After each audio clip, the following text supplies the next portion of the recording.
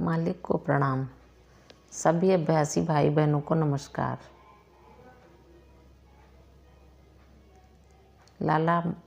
लाला जी महाराज की वार्ता। लाला जी महाराज कहते हैं, अतः हमें एक बात अवश्य समझ लेनी चाहिए, हमारी हर गतिविधि नियंत्रित होती है, चाहे हम समर्पण करें अथवा ना करें।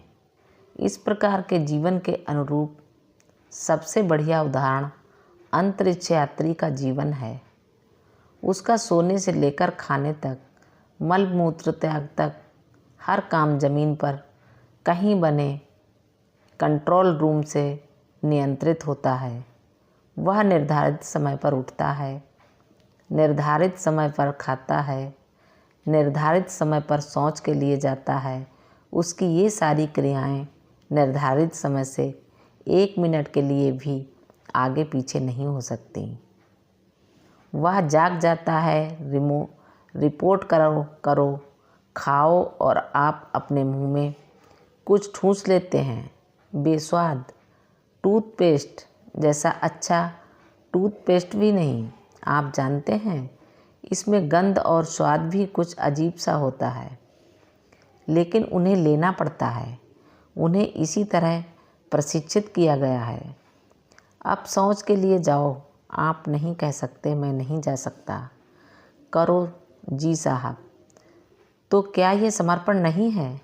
देखिए, ये तकनीकी महानता, योग्यता और प्रतिभा है जिसके लिए आपको 2-3 वर्षों तक प्रशिक्षित किया गया है।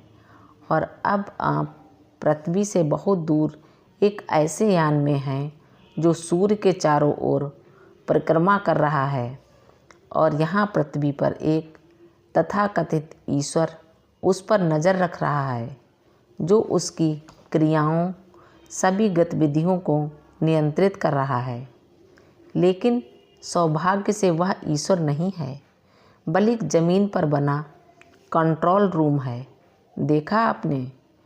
तो ऐसी स्थिति में पश्चिमी मन कठोरतम संभावित नियंत्रण स्वीकार कर सकता है, उनका पालन कर सकता है,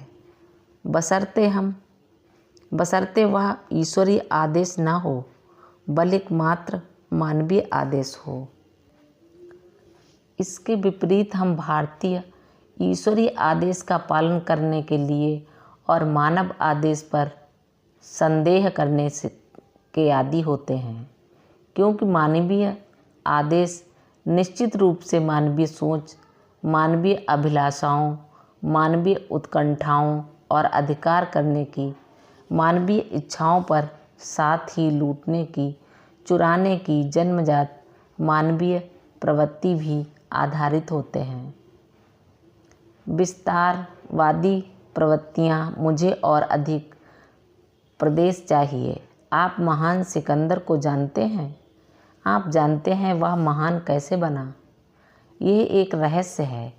फिर हिटलर आए, मुसोलिनी आए, और आपके यहाँ अमेरिका में विस्तारवादी लोग हैं, गोरे लोग जिन्होंने वहाँ के स्थानीय लोगों की पुश्तैनी ज़मीन पर कब्जा जमा लिया और उन्हें वहाँ से खदेड़ दिया। और अन्य देशों में भी ऐसे ही विस्तारवादी लोग आए।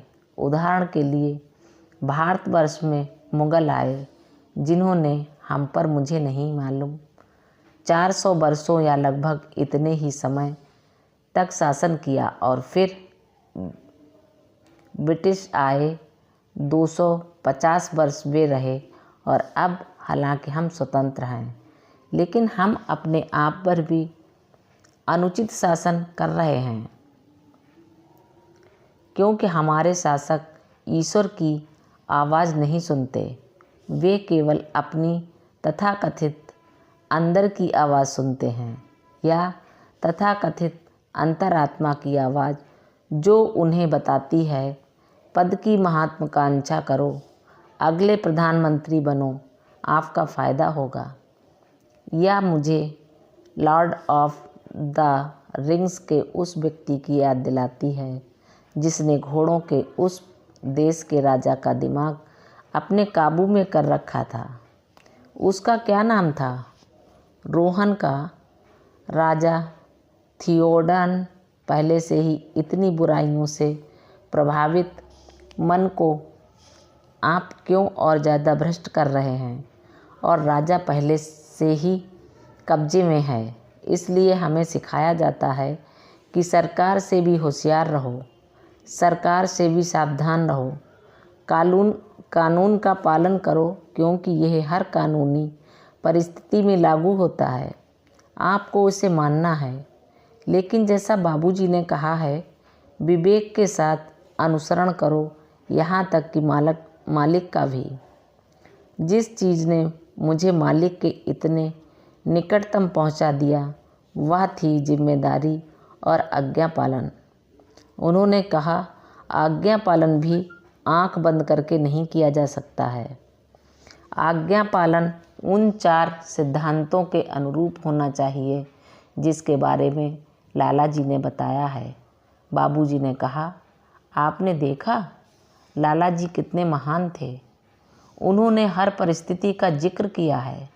सहज मार्ग में ऐसा कोई स्वचालित नियम नहीं है कि जो कुछ भी मालिक कहें आपको उसका पालन करना ही है। मैंने कहा, किन परिस्थितियों के अंतर्गत हमें आज्ञा न मानने की अनुमति है? उन्होंने बताया, पहला, यदि मालिक आपको जो आज्ञा देते हैं वह आपके शास्त्र के, आपकी धार्मिक परंपरा के विरुद्ध हो। दूसरा, यदि यह आपके धर्म ग्रंथों के विरुद्ध हो। और तीसरा, यदि यह आपकी स्वयं की अंतर आत्मा के विरुद्ध हो। 3 बातें। इन परिस्थितियों में आपको मालिक की आज्ञा न मानने का अधिकार है। निश्चय ही मैंने इसे पूरी तरह से स्वीकार नहीं किया, क्योंकि आध्यात्मिकता के उच्चतम स्तरों पर यह भी लागू नहीं होता है। यह मेरा दृढ़ विश्वास है। मैं उसके विरुद्ध नहीं जा रहा हूँ जो लाला जी महाराज ने बताया है। यह एक निश्चित स्तर तक ही लागू होता है।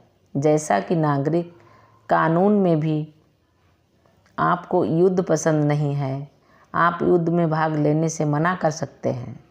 आप कह सकते हैं, मैं नहीं लड़ूंगा, लेकिन आपको परिणाम भुगतना पड़ता है और जेल जाना पड़ता है। तो ऐसी परिस्थितियां होती हैं जहां आज्ञा पालन, और यदि आप उस परिस्थिति में भी आज्ञा पालन नहीं करते तो सज़ा भुगतनी पड़ती है। लेकिन जैसा कि हम तमिल में कहते हैं, जो बला सिर पर आने वाली थी वह पगड़ी पर ही टल गई। तो बाबूजी ने बताया, एक बार उन्हें एक कार्य करने का आदेश मिला। भरकस कोशिश करने के बाद भी उस कार्य को करने के लिए वे खुद को तैयार नहीं कर पाए। पहले दिन लाला जी की त्योरी चढ़ गई। वे आए। उन्होंने कहा, रामचंद्र, एक दिन गुजर गया। उन्होंने जवाब दिया, हुजूर, मुझे इसकी जानकारी है। दूसरे दिन भी वे इसे नहीं कर पाए। लाला जी महाराज आए। रामचंद्र, क्या तुम जानते हो 2 दिन बीत गए हैं? उन्होंने कहा, हुजूर, जिसका अर्थ है महात्मा या महामहिम, मुझे इसकी जानकारी है। तीसरे दिन उन्होंने कहा, तुमने 3 दिन तक हुक्म उदूली की है और उनकी त्योरी चढ़ गई। बाबूजी कहा करते थे, उन्होंने अपनी त्योरी चढ़ा ली। मैंने पूछा, फिर क्या हुआ? उन्होंने कहा, गुरु महाराज, आपकी जो मर्जी हो वह सज़ा आप मुझे दे सकते हैं। यह सर्वोच्च समर्पण था। लाला जी मुस्कुराए और बोले, मैं जानता था तुम इसे नहीं कर पाओगे। मैं इसे खुद कर लूँगा। मालिक को प्रणाम। सभी अभ्यासी भाई बहनों को नमस्कार। धन्यवाद।